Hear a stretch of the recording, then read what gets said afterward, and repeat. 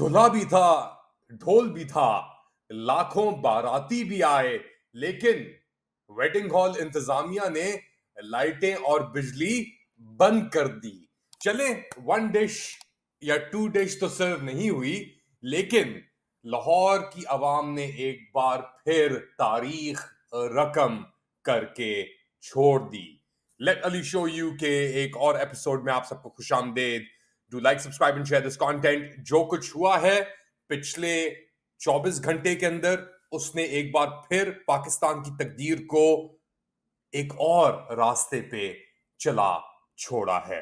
جی ہاں، پاکستان کے اندر پاکستان تحریک انصاف نے جو اپنا میسو پاور شو کیا ہے، جو شو چل رہا تھا، جاری تھا، لیکن اس کے بیچ میں لائٹیں بند کی گئیں، ایک ایسا ماحول کریٹ کرنے کی کوشش کی گئی کہ 9 مئی کے واقعات کو دوبارہ دہرایا جا سکے، مگر سرپرائزنگلی پاکستانیوں میں اتنا شعور، اتنی ہمت، اتنا حوصلہ، وہ ملک جہاں پہ خواتین روڈ پہ دن دہاڑے نہیں نکل سکتی، وہاں پہ سینکڑوں کی تعداد میں خواتین، بزرگ خواتین، نوجوان، بچے، بوڑھے، آپ جو تصور کر سکتے ہیں وہاں پہ وہ لوگ پہنچے، پیدل چل کے، کلومیٹروں کا فاصلہ طے کر کے، کنٹینروں کے باوجود لوگ جلسہ گاہ، یہ کہانا کا ایریا آئے گا بیسکلی آن دی آؤٹسکرٹس، بالکل کونے میں جا کے ہے لاہور کے، اور پورے لاہور کو ایک طریقے سے، لاہور دور کی بات ہے، پورے پاکستان کے نظام کو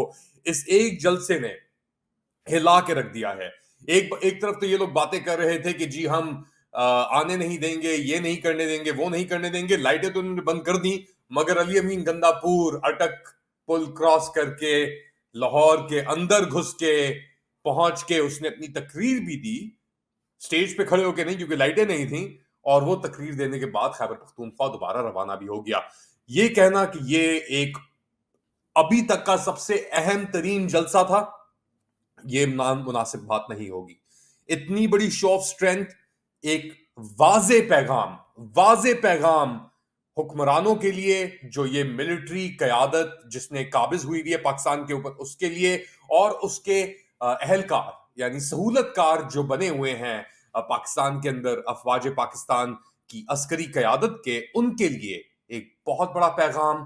اور قاضی فائز عیسیٰ کی حالت ٹائٹ ہو گئی ہے، وہ اب وضاحتیں ڈھونڈ رہے ہیں 8 ججز کی جو ججمنٹ آئی ہے ریزرو سیٹس کے اوپر، اس کے لیے۔ تو اب یہ نظام بیسکلی ایک کٹ پتلی نظام کی کٹ پتلیاں جو ہیں وہ کٹ چکی ہیں بہت حد تک، اور اب یہ لنگڑا رہا ہے نظام، یہ کھڑا نہیں ہو رہا، یہ گر نہیں رہا، یہ گرنے پہ ہے۔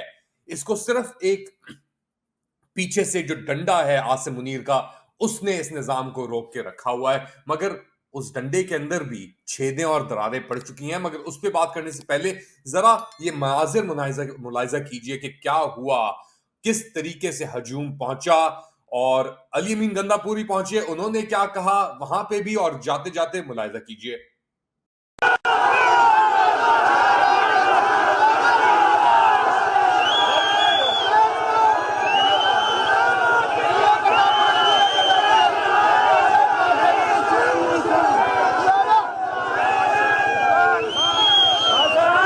یہ تھے علی امین گندا پور صاحب۔ اچھا، اس کے برعکس اپوزٹ سائڈ پہ حکومت وقت ناکام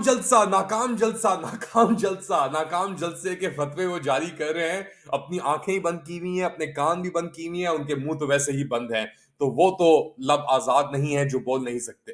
تو وہ کیا کہہ رہے ہیں، ان کا موقف۔ آج بڑا ہمیں انتظار تھا کہ لاہور جلسے کے حوالے سے بہت بڑی بڑی باتیں کی گئیں، بہت بڑی بڑی بڑکیں ماری گئیں، اور جس طریقے سے اسلام آباد کا جلسہ فلاپ ہوا تھا، اور اس دوران کہا گیا تھا کہ ہم لاہور کا الٹیمیٹم دے رہے ہیں، ہم لاہور آ رہے ہیں، ہم پوری تیاری کے ساتھ آ رہے ہیں، خبردار، ہوشیار کے وہاں پہ نعرے لگائے گئے تھے۔ اچھا، یہ تھے عطا تارڑ، یہ تو حکومت کا موقف بیان کر رہے ہیں۔ علی امین گندا پور صاحب بھی پہنچے، انہوں نے اپنا موقف دیا، مگر ان کے آنے سے پہلے کئی پی ٹی آئی لیڈرز نے بیسکلی سٹیج پہ چڑھ کے کیا کہا، ذرا سنیے۔ اس میں سے عالیہ حمزہ بھی ہیں، اس میں سے حماد اظہر بھی ہیں، بیرسٹر گوہر بھی ہیں، تو انہوں نے کیا سپیچز دیں، ایک ہلکا سا جھلک آپ کو دکھاتے ہیں، سناتے ہیں کہ کیا ہوا ان سپیچز کے اندر، اور کیا میسج دیا جا رہا ہے اس نگراں یا نگراں تو نہیں کہیں گے، اس عسکری قیادت کو کہ وقت اب پورا ہو چکا ہے. جب این او سی مانگے تو این او سی سے امریکن ویزا جلدی اور آسانی سے ملتا ہے، بجائے اس کے کہ ہمیں این او سی ملے. ان کا مقصد یہ کہ خان کے جیانے ظاہر نہ ہو، لیکن یہ بھول چکے خان کے عوام، پاکستان کے عوام روڈوں پر ہے. 8 فروری کو جو فریب ہوا، جس طرح آپ کے ووٹوں کو چھینا گیا، ان پر ڈاکہ ڈالا گیا اور اس کی بنیاد پر ایک جھوٹی حکومت قائم کی گئی. اب وہ جھوٹی حکومت اپنے جھوٹ کو چھپانے کے لیے آئین میں ترامیم کر رہی ہے. میں تجھے چیف جسٹس آف پاکستان نہیں مانتا.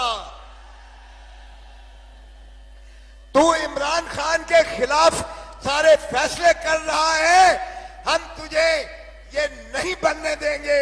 جو تو آئینی عدالت کا سربراہ چیف جسٹس بننے کی کوشش کر رہا ہے، جو تو 3 سال ایکسٹینشن لے رہا ہے، یہ قوم تجھے مسترد کرتی ہے. ابھی تو لاہور بھی نہیں پورا پہنچا، جلسہ گاہ بھر گئی ہے. یہ سارے راستے کھول دو اور کوئی شرارت مت کرنا.